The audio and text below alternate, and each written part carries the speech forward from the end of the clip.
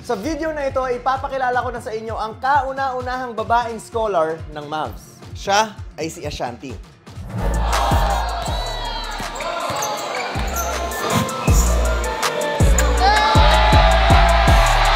Minsan na rin natin siyang lumabas sa mga videos na ginawa natin nung nakaraan dahil nakalaban siya ni JM nung pumunta kami sa Imus. At dahil nga sa video na nagawa natin ay merong opportunity na nagbukas para kay Ashanti. Kinukuha siya ng isang malaking school. Okay, so guys, ngayon pupunta tayo sa kabilang bahay. Meron tayong bisita. And if you can remember, si Ashanti, yung nakalaban ni JM, sobrang daming bumilib sa kanya kasi sobrang ganda din talaga ng mga ginawa niya, naggalaw. Talaga naiiwan niya si JM. And for a 13-year-old na babae, kumbaga, it's a bit unusual. So, alam ko maraming mas magaling kay Ashanti or mga ganong kasing kagaling. Pero it's not everyday na nakakita ka ng ganon. Unlike syempre sa mga batang lalaki, marami. So, pupunta dito si Ashanti noong nakaraan.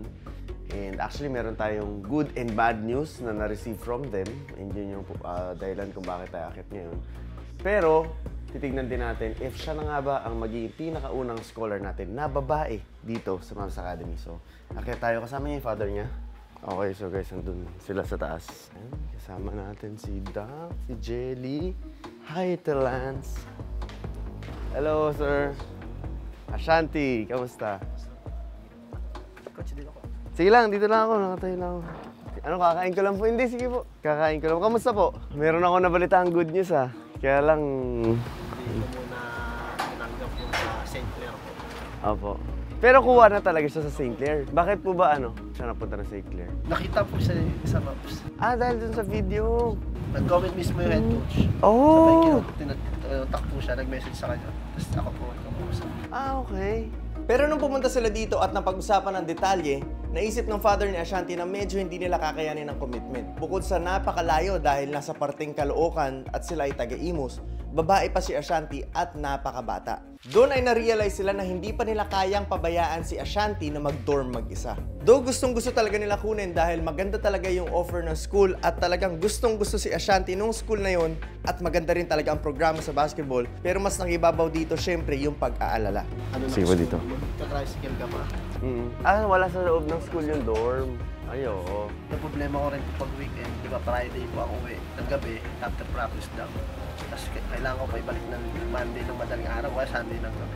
Kaya naman hindi pa nila naramdaman na ito na yung tamang oras para pasukin ni Ashanti yung pagkakataon na yon. At dahil doon ay sinubukan nila na baka pwede muna maging scholar si Ashanti dito sa Mavs. Pagdating po sa setup, siguro po, ang training kasi namin talaga weekdays eh. Hindi ko alam kung makakapag-train siya weekday dahil may pasok siya. Pagdating naman ng weekend, katulad po ngayon, nag-straight kami Monday to Friday. So, syempre Saturday, medyo yung mga yan, relax. So, kumbaga yung training namin ng weekend, medyo minsan pahinga, minsan meron. Hindi natin masabi.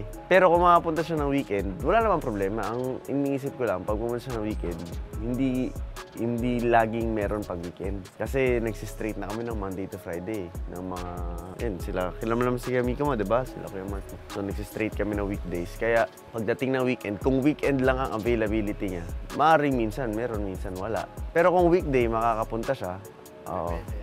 Kung makapunta siya ng weekday, kung based lang naman sa potential, sa talent ni Ashanti, gusto ko rin makatulong. Lalo na syempre, sa video pa lang na yun, St. Clair nagkagusto. What more kung tatarbuhin natin, di ba? What more kung talagang after a year, magkaroon siya ng malaking development. Syempre, maraming schools din yung magiging options niya. So, as of now, sabi ko nga ito, siya yung if ever, siya yung magiging pinakauna namin na scholar na babae. And ang pag-uusapan lang natin is, ano ba yung schedule niya? Every weekday, most especially.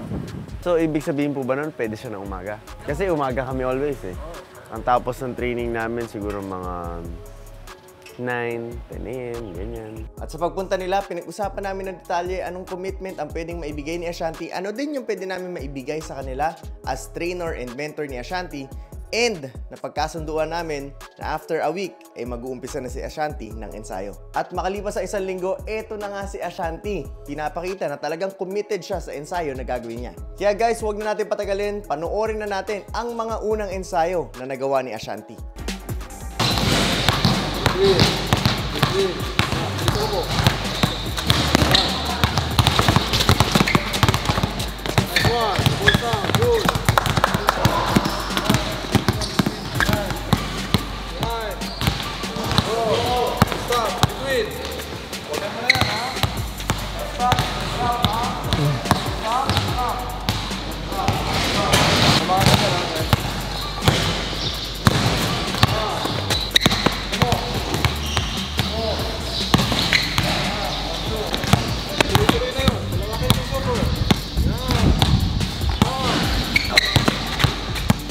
Jump.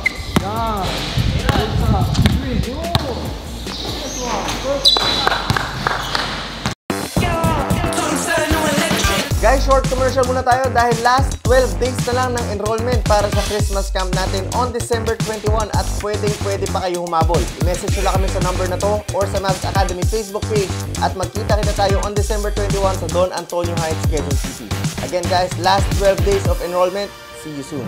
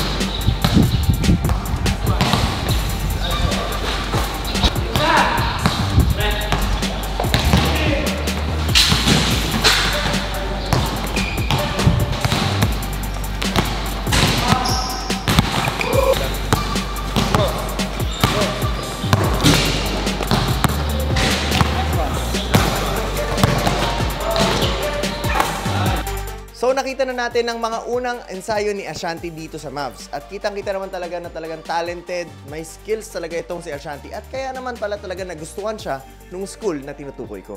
Sa edad na 13 years old ay talaga nakikita kong meron tong bright future pagdating sa basketball. At sobrang grateful naman talaga ako dahil for the first time ay meron na kaming babaeng scholar. Thankful din talaga ako sa parents ni Ashanti dahil ipinagkatiwala nila sa amin ang magiging improvement ng kanilang anak. Kaya guys, i-welcome natin ng sabay-sabay ang kauna-unahang babaeng scholar ng Mavs. Hanggang dito na lang muna and magkita-kita tayo sa mga susunod na videos.